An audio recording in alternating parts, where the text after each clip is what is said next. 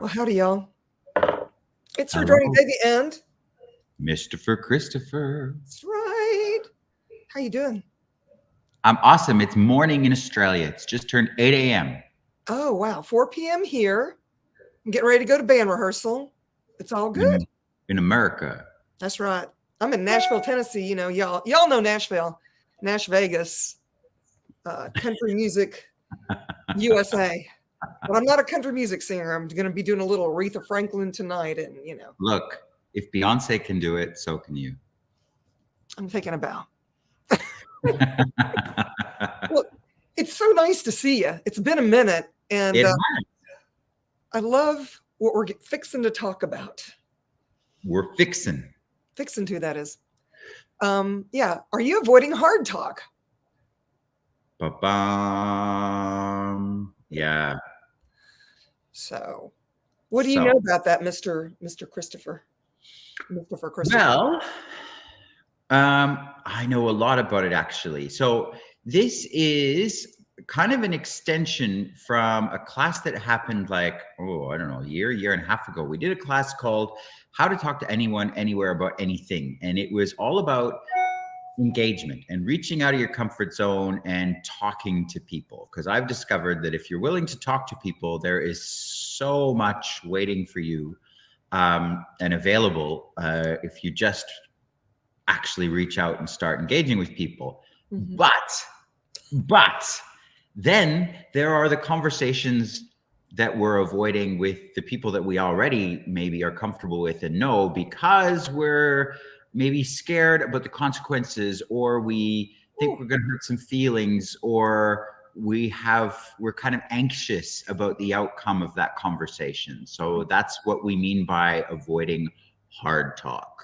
Yeah, we presume that we already know how they're going to react. It's almost like, you already have the conversation in your head of how it's going to go instead of being that space of, what else is actually possible here if I actually am that vulnerability or whatever it is that's keeping me from stepping.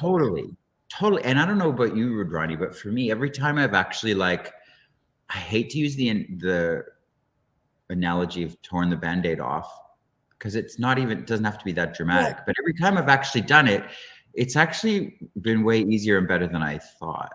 I know what you mean. I finally got to that spot where I'm like, why am I pretending?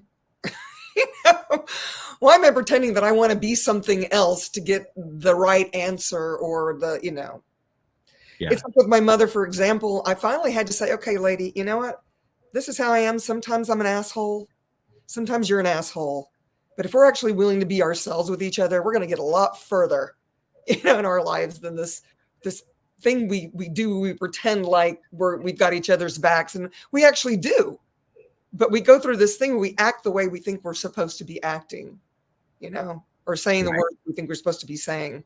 So you end up never actually being you, because you've modified you to be a version of somebody that you think they're gonna be happier with. Right.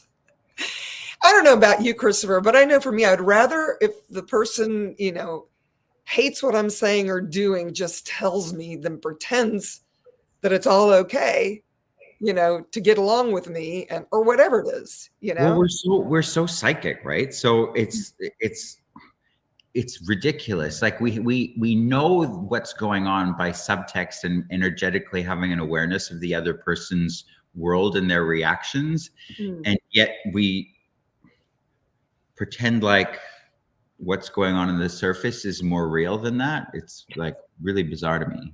Head tripping. Yeah. Head tripping.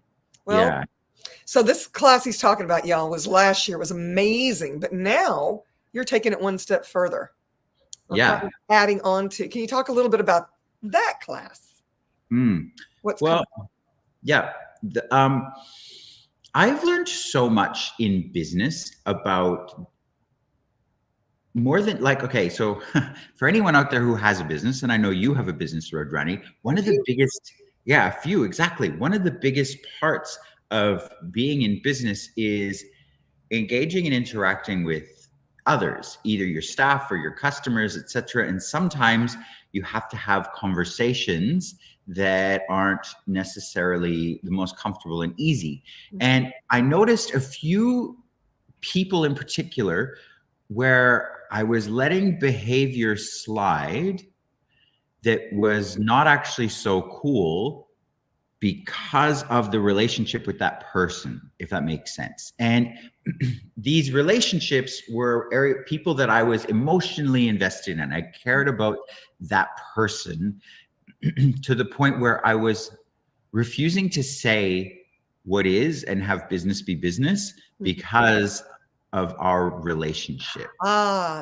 So, you have this sincere caring about them. I think that's what I'm hearing you say. I just went through this myself. Yeah. I had to look at my team and go, is this actually going to work for me? Because I care so much for this person, I'm letting them get away with certain things. I think that's what you're saying. And I had to finally have that conversation.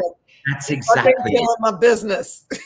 That's exactly it. And you let them get away with stuff. Exactly. And you let certain things slide. And then over time, you've taught them that that's okay. Yeah. And so it gets bigger and it compounds and it gets bigger until you're so frustrated and so angry and so annoyed that you explode because you weren't willing to just go, hang on a minute, in the instance. Like, there's a great quote from, oh my God, who was like the most famous British prime minister ever?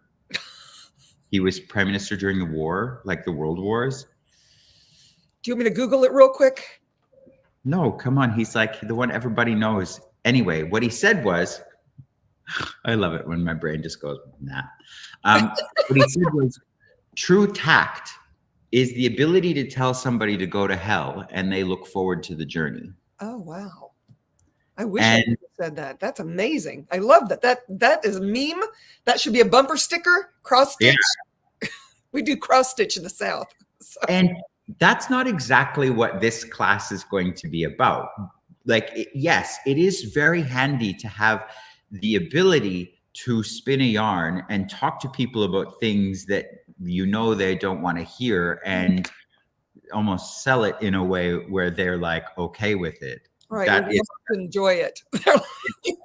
that is a skill and ability. But also what I really aim to do with this is take away the anxiety and the apprehension around those conversations so that you can say what's actually true for you in a way that is not an attack of the other person. Oh, I love you put it that way. Because it's not personal, y'all. And we have a tendency to go there. Oh, they hate me because they said this or whatever it is. Or they didn't give me the response I wanted. They must not love me or they don't care about my business or whatever it is. Whatever. All of that narrative that you're bringing up, that's all the stuff in here. And it quite often is not actually true. To quote another great, the Buddha, my favorite, I studied Buddhism for many years, and my favorite sort of central tenet of Buddhism was the idea that expectations are the source of all suffering. If we had no expectations, anxiety wouldn't be real. And these days, people are anxious. They're so anxious about the future that's coming. And that's what anxiety generally is. It's a projected future that people are worried is going to occur. And these conversations, that's why we avoid them. We've already projected what is coming. Right. I don't want to see it. I don't want to hear it. I can't tell you people have said those exact words to me. I'd rather not hear about it, like it's going to go away. But it doesn't go away, and so the shit piles up. Yeah, you guys, this I think is going to be a very valuable class. I can hardly wait. It's coming up really quickly too. I've seen people destroy their health because they didn't want to go to the doctor and have the conversation about what was going on. Oh, wow, yeah. And whether you believe in going to the doctor or not, a lot of you out there, that's not really your jam, but there's still an avoidance that some people have of what is going on with their body that refuses the conversation that would actually change everything and make it all go away.